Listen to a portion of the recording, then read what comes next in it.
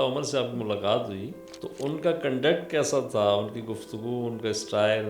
ملا Omar was a very pleasant personality, اگر آپ ان کو اس تناظر میں نہ دیکھیں. اب ہم ایک بار پھر ہاسٹائل سچویشن جی میں ہیں، اس میں انڈیا بھی کود پڑا ہے، تو یہ جو سچویشن ہے یہ آپ اس کو مزید ورس ہوتے ہوئے دیکھ رہے ہیں؟ انڈیا کا انفلوئنس ان پر ہے، طالبان پر. اس وقت تک تو یہ حالات ٹھیک نہیں ہوں گے، لیکن بہت جلد افغان عوام کو یہ اندازہ ہو جائے گا کہ پاکستان کے ساتھ مخاصمت جو ہے اس کی ان کو بھاری قیمت دینی پڑ رہی ہے. سیکنڈ ٹائم ہمیں 95 میں امریکنز نے جو طالبان اور ان کے درمیان ناردرن الائنس کے گروپوں کے درمیان لڑائی ہو رہی تھی شدت کی، اور Afghanistan was in blood bath, تو اس وقت امریکنز نے کوشش کی کہ جو یہ مجاہدین تھے پرانے، ان کے پاس جو ویپنز ہیں وہ واپس لیے جائیں اور خریدے جائیں. ایک یہ موو بھی تھا، اچھا، خریدنے کی تھی. خریدنے کی. اور بے نظیر کو انہوں نے کہا، ایک مسٹر پکرنگ تھے ان کے اسپیشل انوائے امریکہ کے اس وقت، وہ آئے اور بڑا لمبے قد کے وہ صاحب تھے، تو انہوں نے پھر کوشش کی کہ یہ ان سے خریدے جائیں ویپنز اور واپس لے لیے جائیں، لیکن وہ قابل عمل بات نہیں تھی، تو اس کو چھوڑ دیا. ہتھیار تو ظاہر افغانوں سے واپس لانا بڑا مشکل کام ہے.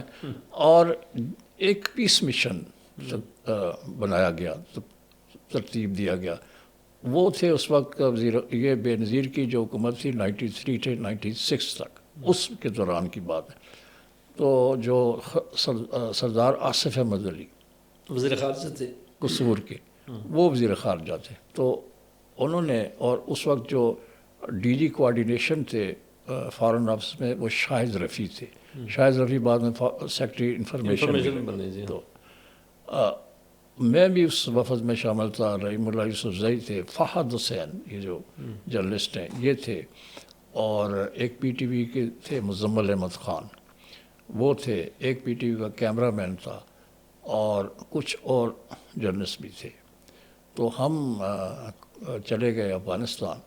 یہ پیس مشن تھا، اور ہم سب سے پہلے وہاں پہ ملے احمد شاہ مسعود سے، جس کا کہ کابل پر قبضہ تھا، اس کی حکومت تھی. He was president at that time. He was the president and he was ruling the Kabul area. تو وہ ہم رات کو رہے کابل میں، اور ہمیں پی سی کابل میں ٹھہرایا گیا. اور کابل کے پی سی کی حالت یہ تھی کہ اس کی ساری دیواروں میں سوراخ ہوئے تھے گولہ باریوں سے، جو لڑائی ہوتی رہی ان کے درمیان، کھڑکیاں ٹوٹی ہوئی، برا حال. تو خیر ہم نے رات گزاری، اور رات کو جب ہم وہاں تھے تو تب بھی رات کو پوری رات فائرنگ ہوتی رہی. تو یہ کابل کا حال تھا، اور بڑی غیر یقینی صورتحال تھی اس وقت کابل کی. تو مین وائل جو ایئر فورس کا عملہ تھا، جو ہمارا ایئر فورس کا جہاز ہمیں لے کے گیا تھا، فوکر، وہ اسپیشل جہاز تھا، تو اس کا پائلٹ اور اس کے انجینئرز وغیرہ جو عملہ تھا، انہوں نے رات کو ڈنر ہمارے ساتھ کرنا تھا اسی پی سی ہوٹل میں. تو وہ نہیں آئے. تو سویرے ہم نے ان سے پوچھا کہ آپ رات کو ڈنر پہ نہیں تھے. تو وہ جو پائلٹ تھے انہوں نے کہا، آپ کو نہیں پتا ہمارے ساتھ کیا ہوا؟ تو یہ بڑی شاکنگ نیوز تھی، اور بڑے صدمے والی بات تھی. انہوں نے کہا کہ ہم رات کو گاڑی لے کے نکلے، جو کہ پاکستان ایمبیسی کی گاڑی تھی، اور وہاں پر ایک باغ زنانہ لیڈی گارڈن ہے. تو ہم وہاں گئے تو ہم نے دیکھا کہ کچھ کھلونے بک رہے ہیں، ٹوائز، اور وہ ان میں گنز تھی، یعنی گنز اور یہ توپیں اور اس طرح کے وہ ٹوائز تھے. تو ہم نے وہ کہا کہ چلو ان کو سوینر کے طور پہ لے لیتے ہیں. تو ہم نے وہاں سے خریدے. تو جو ہی ہم وہاں سے ہٹے تو ہمیں افغانستان کی احمد شاہ مسعود کی سیکیورٹی نے گھیر لیا اور کہا کہ why are you buying these weapons. ہم نے کہا جی یہ ویپنس تو نہیں ہے، تو کھلونے ہیں، تو یہ ہم لے کے جانا چاہتے ہیں اپنے بچوں کے لیے، دوستوں کو، ان کو گفٹ کریں گے. تو انہوں نے کہا no, you are up to something, up to some mischief. تو ان کو ڈیٹین کر کے پولیس اسٹیشن لے گئے. تھے وہ کھلونے ہی کھلونے ہی تھے، لیکن انہوں نے ایک بہانہ ڈھونڈنا تھا. پاکستان کو امبیرس کرنے کے لیے. جی جی تو بعد میں صدر آصف احمد علی وزارت خارجہ نے یہ وہ دوستوں نے باقی ملکوں کے شاید انٹروینشن ہوئی. احمد شاہ مسعود کو کہا گیا کہ یہ نہ کریں, اٹ از ویری امبیرسنگ. تو وہ رات کو پھر ریلیز ہو کے آئے. تو صبح ناشتے پہ پاکستانی جو جہاز تھا ایئر فورس کا, اس کے پائلٹ اور دوسرے انجینئرز نے کہا کہ ہمارے ساتھ تو رات کو یہ ہوا ہے. تو یہ ایک اور واقعہ تھا جو اس بات کی غمازی کرتا تھا کہ ہمارے اور کابل کے تعلقات اب بہت بگڑے ہوئے ہیں. اور احمد شاہ مسعود جو ہے he was very hostile towards Pakistan. تو اگلے دن یعنی جس ناشتے کی میں بات کر رہا ہوں, جی جی ہم احمد شاہ مسعود کو ملنے گئے. وہ پریزیڈنشل جو صدارتی محل ہے کابل کا, اس میں بیٹھا ہوا تھا, اور اس کی مخصوص وہ ٹوپی پہنتا تھا سواتی. تو بالکل آنکھوں پہ, تو اس کا چہرہ پوری طرح نظر نہیں آ رہا تھا. تو وہ بات چیت ہوتی رہی. ہم تو ذرا میڈیا کے لوگ کنارے پہ تھے. تو جب بات چیت ختم ہوئی تو ہمیں کہا گیا کہ ہم نے قندھار جانا ہے. تو ہم تیار ہوئے اور جہاز کی طرف قندھار جانا ہے, ملا عمر سے ملنا ہے. ملا عمر صاحب سے ملنے, بیکاز قندھار میں اور اس علاقے میں طالبان کی اور ملا عمر کی حکومت. اسٹرانگ ہولڈ ہو ان کا. ٹھیک ہے جی. تو یہ وہاں سے ہمیں بعد میں وزیر خارجہ نے بتایا کہ جب میں نے ان کو کہا احمد شاہ مسعود کو کہ ہم ملا عمر سے ملنے جا رہے ہیں, تو انہوں نے کہا کس کے پرمیشن سے. اچھا, ہم نے کہا جی پرمیشن کیا, ہم تو ایک پیس مشن لے کے آئے ہیں, آپ سے میٹنگ کی ہے, you are the head of a faction, اور اب ہم ان سے ملیں گے قندھار میں ملا عمر سے, اور کچھ اور جو فیکشنز ہیں ان سے ملیں گے, تو ہم واپس چلے جائیں گے. ہمارا تو یہ ہے کہ آپ کے ساتھ درمیان صلح ہو جائے, بلڈ شیڈ بند ہو, یہ فائرنگ وغیرہ جو ہے اور یہ ساری عداوت اور قدورت ختم ہو. تو خیر ہم چلے تو گئے, لیکن ہم قندھار بھی پہنچ گئے. لیکن بعد میں شاہد رفیع صاحب جو تھے, جو کوآرڈینیٹر تھے اور فارن آفس کے, انہوں نے ہمیں رحیم اللہ یوسفزئی, میں اور کچھ اور جو ہم نے ان کو بتایا کہ وی آر لکی. تو ہم نے کہا کیا ہوا؟ انہوں نے کہا جی جو ہمارا جہاز تھا ایئر فورس کا, اس کو ٹارگٹ کرنے کا پروگرام کیا گیا تھا, اس پر میزائل مارنے کا پروگرام تھا, جو کہ ہماری ایجنسیز نے ڈیٹیکٹ کر لیا, اور جہاز کو کہا کہ میکسیمم ہائٹ پہ چلیں, اور ان کو پھر وارن کیا گیا کہ اگر کوئی ایسا when it was flying from Kabul to Kandahar, تو ان کو پھر احمد شاہ مسعود اور اس کے بندوں کو انہوں نے وارن کیا پاکستان نے, یا شاید کسی اور کے ذریعے بھی کہا ہوگا کہ یہ کام کیا تو پاکستان اور افغانستان کی جنگ چھڑ سکتی ہے. تو بہرحال ہم سیفلی لینڈ کر کے, جب ہم لینڈ کر رہے تھے تو ہمیں ایک روسی طیارہ وہاں پہ قندھار ایئرپورٹ پہ نظر آیا. میری تصویریں بھی ہیں اس طیارے کے ساتھ, میرے پاس ابھی موجود.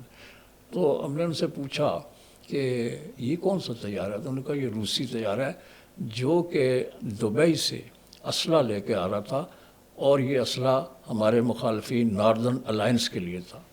تو یہ ہم نے ان سے سنا, اور پھر ہمیں انہوں نے کہا کہ یہ پائلٹس ہیں, آپ ان سے پوچھ لیں.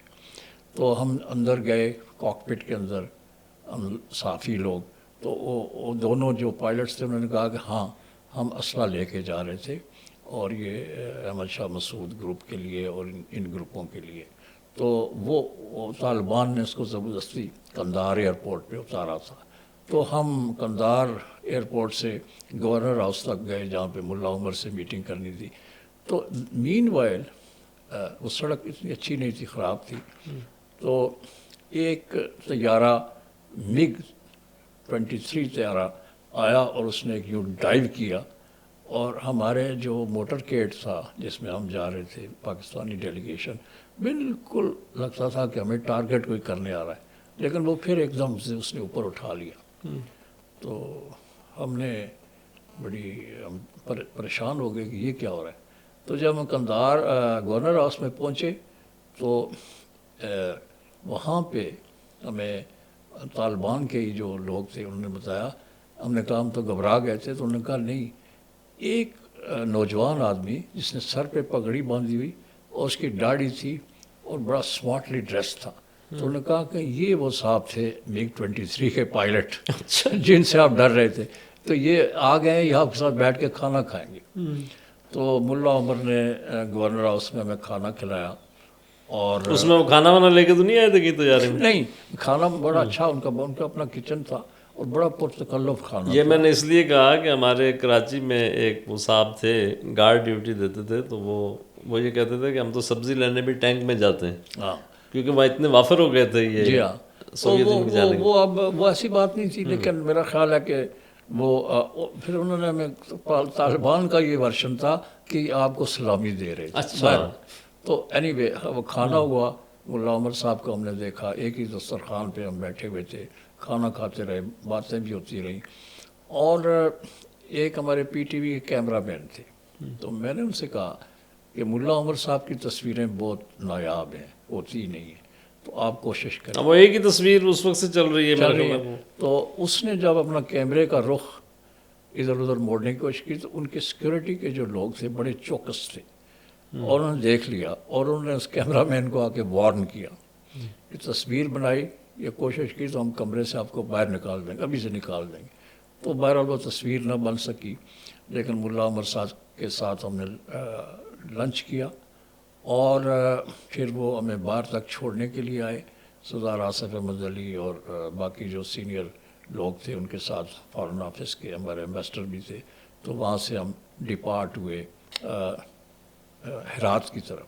ہرات میں اسماعیل خان ہوتے تھے. جی اچھا سر, اس سے پہلے میں آپ سے پوچھوں گا, جو گورنر اپنا ملا عمر سے آپ کی ملاقات ہوئی, تو ان کا کنڈکٹ کیسا تھا, ان کی گفتگو, ان کا اسٹائل, مطلب وہ ہمبل تھے یا جیسے وہ تھے ایگوئسٹ تھے؟ وہ بہت ہمبل تھے. اچھا.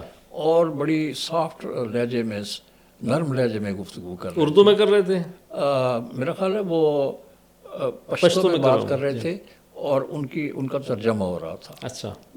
تو Mullah Omar was a very pleasant personality. اگر آپ ان کو اس تناظر میں نہ دیکھیں, وہ لڑائی اور جہاد اور سلسلے میں ایک سخت گیر بندے کا پرسیپشن بنتا ہے, لیکن ہمارے ساتھ انہوں نے جو کھانا کھایا اور جس طرح میں انہوں نے انٹرٹین کیا, اور بہت ہی ایک نارمل آدمی کے طور پہ, اور کوئی انہوں نے اونچی بات نہیں کی, بڑے دھیمے لہجے میں اور نرم لہجے میں باتیں کرتے رہے. اور یہ ہمارا لنچ تھا, اور ہم کوشش کرتے رہے کہ ان کے ساتھ تصویر ہو جائے, لیکن تصویر نہیں ہو سکی, یہ ہماری ناکامی تھی. تو وہاں سے ہم پھر ہرات چلے گئے, اور ہرات میں بھی ہم نے رات گزاری, اور اسماعیل خان سے ہماری تصویریں بھی ہیں. اور اسماعیل خان نے ہمیں بریفنگ دی کہ کس طرح جہاد کے دوران, یعنی سوویٹ فورسز کے خلاف جہاد کے دوران ہم نے کیا کیا کیا. پھر ایک وہاں پہ رات کو انہوں نے ہمیں ایک جگہ ٹھہرایا جس کو کہتے ہیں ہوا خانہ. اچھا. اتفاق کی بات یہ ہے کہ وہ ہوا خانہ یہ تھا کہ اس میں اتنی تیز, وہ ایسی جگہ پہ تھا کہ ساری رات تیز ہوا, اور وہ ہوا ہی ہم سو بھی نہ سکے, اتنی تیز ہوا. ہم نے کہا یہ اڑ جائے گی یہ جگہ, یہ مکان. تو پھر سویرے ہم گئے, پھر ہم نے رات میں کچھ وقت گزارا. انہوں نے اپنی طرف سے مہمان نوازی کا ثبوت دیا کہ بہت اچھی. اچھا, وہ اے سی ایک طرح کا, لیکن وہ بڑی خوفناک رات تھی. ہم سمجھ رہے تھے کہ یار یہ ہوا ایک طوفان آئے گا, پتہ نہیں طوفان نوح کی طرح, یا یہ تو ہمیں اڑا کے لے جائے گا. تو بہرحال صبح سویرے پھر ہم واپس آئے, تو اسماعیل خان نے ہمیں ناشتے پہ بلایا اور بات چیت ہوتی رہی. تو وہ پھر ہم اسماعیل خان کے ساتھ ملاقات کے بعد نیکسٹ جو ہماری ڈیسٹینیشن تھی وہ ناردرن ایریا تھا, جس میں کہ اور لوگ تھے, جس میں رشید دوستم, جی عبدالرشید دوستم وہ تھا, وہ ہمارا میزبان تھا. رم جم ملیشیا, کون سی گم جم ملیشیا کا سربراہ, وہ اس کا ہیڈ تھا. تو اس کے ساتھ ہماری بڑی اچھی میٹنگز ہوئی, اور ہمارے ڈیلیگیشن کی. اس نے ہمارے ساتھ بات چیت بھی کی آ کر. عبدالرشید دوستم نے, وہ سرکاری وہ فوجی وردی میں تھا, وہ زیادہ وردی میں میرا تھا. تو اس نے ہمارے ساتھ بات چیت بھی کی, اور اچھی یعنی اچھے تعلقات کی بات کی وغیرہ وغیرہ. اور ہم نے دیکھا کہ اس علاقے میں شبرگان کا علاقہ تھا, اس میں سڑکوں پہ بس جیپیں تھیں ملٹری کی, اور ملٹری ساری ہر طرف اس کی جو وار لارڈ کی جو اپنی ملٹری تھی وہ چل رہی تھی، تو اس نے ہمیں کارپیٹ بھی تحفے میں دیے عبدالرشید دوستم نے. پھر اس کو ملنے کے بعد ہم آئے تھے یہ عبدالعلی مزاری جو اہل تشیع کے ایک گروپ تھا، تو ادھر بھی ہماری ملاقاتیں ہوئی سب سے، اور واپس پھر ہم وہاں سے جنرل فہیم سے اور عبداللہ ان میں سے کسی سے بھی ہوئی؟ عبداللہ وغیرہ سے نہیں ہوئی تھی. تو یہ مزاری صاحب کی آخری میٹنگ تھی، اور وہاں سے پھر ہم واپس قندھار آ گئے، اور قندھار سے پھر ہم نے فلائی کیا ٹورڈز پاکستان. تو یہ وہ پیس مشن تھا جو کہ سردار آصف احمد علی صاحب کی قیادت میں ہمارا وفد گیا، اور ہم صافی لوگ بھی اس میں تھے. تو یہ ہم نے وہ چیزیں موٹی موٹی میں آپ کو بتا رہا ہوں جو ہم نے وہاں پہ دیکھی. اچھا سر، اس کے بعد ظاہر ہے کہ وہ 2000 کے بعد کی دہائی جو ہے پوری وار اگینسٹ ٹیرر، پھر افغانستان پہ حملہ اور وہ سارے معاملات ہوتے رہے، اور اس کے بعد جو ہم نے ذکر کیا انٹرو میں بھی کہ ہم پر ایک الزام یہ آیا کہ امریکہ جو جنگ ہار کر نکلا ایک طرح سے، تو اس کا ذمہ دار بھی پاکستان ہے. اور اس سے پہلے کا پاکستان کا رول ظاہر اعلانیہ تھا روس کے خلاف جنگ میں، لیکن اب ہم ایک بار پھر ہاسٹائل سچویشن میں ہیں ٹورڈز ایچ ادر، اور اس میں انڈیا بھی کود پڑا ہے جو ہم نے ظاہر ہے کہ ہم اس کی تفصیل میں بہت زیادہ نہیں جا سکتے، ٹائم کی قلت ہے. تو یہ جو سچویشن ہے یہ آپ اس کو مزید ورس ہوتے ہوئے دیکھ رہے ہیں، خراب ہوگی مزید، یا آگے چل کر کوئی سفارتی کوئی جیسے ابھی ترکی میں مذاکرات ہوئے اس کے 2 ہو چکے ہیں، لیکن ان کا کوئی خاص خاطر خواہ نتیجہ، اگرچہ جنگ رک گئی، جنگ بندی ہو گئی، لیکن کوئی ایسا نظر نہیں آ رہا کہ حالات بہتری کی طرف تیزی سے جائیں. میرا خیال ہے جب تک کہ انڈیا کا انفلوئنس ان پر ہے، طالبان پر، اس وقت تک تو یہ حالات ٹھیک نہیں ہوں گے. لیکن بہت جلد افغان عوام کو یہ اندازہ ہو جائے گا کہ پاکستان کے ساتھ مخاصمت جو ہے اس کی ان کو بھاری قیمت دینی پڑ رہی ہے. مثال کے طور پہ جب تجارت بند ہوئی ہے، ٹریڈ، اس سے زیادہ نقصان افغانستان کو بالکل ہے. ہماری جو معاف کیجیے جو اشیاء ہیں خورد و نوش کی، روزمرہ کی ضروریات، کپڑے، جوتے، میں نے کابل میں اور مختلف شہروں میں، افغانستان کے مختلف شہروں میں، گجرانوالہ اور وزیر آباد اور سیالکوٹ اور فیصل آباد اور یہاں کی بنی ہوئی اشیاء، پنکھے مثال کے طور پہ، بجلی کا سامان، بلب، آٹے کو، چینی کو اور باقی چیزوں کو تو آپ چھوڑیں، وہ تو جاتی ہی جاتی تھی. گندم تو ہماری جاتی ہے، چینی بھی جاتی ہے، دودھ تک ہمارا جاتا، اور کئی چیزیں. لیکن میں نے وہاں دیکھا کہ مجھے لگا کہ جیسے یہ پاکستان کا کوئی شہر ہے. اتنی وافر مقدار میں ہماری جو مصنوعات ہیں، اور they are very popular in Afghanistan, اور بہت سستی. بارڈر کا آپ نے بارڈر کراس کیا تو ٹرک آپ کو افغانستان میں چلا گیا، you are now in Afghanistan. تو یہ جو کوئی ان کو نہیں دینا پڑتا. اب جو آپ کوئی ٹیرف نہیں دینے پڑتے، کوئی وہ نہیں ہے، معمولی ہے، بہت نیئرسٹ اور ایزی ایکسیس ہے. ایزی ایکسیس، اور وہ لینڈ لاک کنٹری ہے. اور افغانستان کی اپنی جو تجارت ہے، جو چیزیں وہ باہر بیچتے ہیں، اس کے لیے شارٹیسٹ روٹ یہ کراچی والا تھا. ٹھیک ہے، وہ بھی ان کو اب نہیں ملے گا. اب انڈیا نے ان کے ساتھ یہ کیا ہے کہ جی ہم جہاز بھیجیں گے اور آپ جہازوں میں سامان بائی ایئر، تو وہ تو بہت بڑا قیمت، وہ ان کو بہت ایکسپینسو پڑے گا. سو ویری سون، بہت جلد یہ ریئلائز کریں گے افغانس کہ پاکستان کے ساتھ تعلقات، پاکستان کے ساتھ تجارت جو ہے اس کے بغیر ہمارا گزارا نہیں ہے. اگرچہ وہ اب کہہ رہے ہیں کہ ہم متبادل روٹس تلاش کر رہے ہیں، ازبکستان اور وغیرہ وغیرہ، لیکن میں نہیں خیال کہ وہ ان کے لیے وائبل ہیں. نہ ہی اس طرح کی چیزیں افغانیوں کو دستیاب ہیں ان ملکوں سے جو پاکستان سے تھیں. اور پاکستان اور ان کا مزاج، ان کا کلچر ملتا جلتا ہے. سو میں سمجھتا ہوں کہ ان کو بہت جلد یہ مذاکرات کے راستے پہ آنا پڑے گا. یہ جو ابھی لوگ بیٹھے ہوئے ہیں یہ تھوڑا وہ ہارڈ لائنرز ہیں، لیکن جب عوام کا دباؤ پڑے گا تو بالآخر وہ پاکستان سے مذاکرات کے لیے تیار ہوں گے. عوام تو خیر ان کی اب بھی ظاہر ہے کہ پاکستان کے ساتھ ان کے، لیکن جب عوامی دباؤ بڑھے گا تو یہ جو رولنگ کلاس ہے وہاں پہ हैबतुल्लाह साहब और दूसरे, ये यकीनन पाकिस्तान की तरफ रजू करेंगे और मुझे ये यकीन है कि हमारे ताल्लुकात बेहतर हो जाएंगे।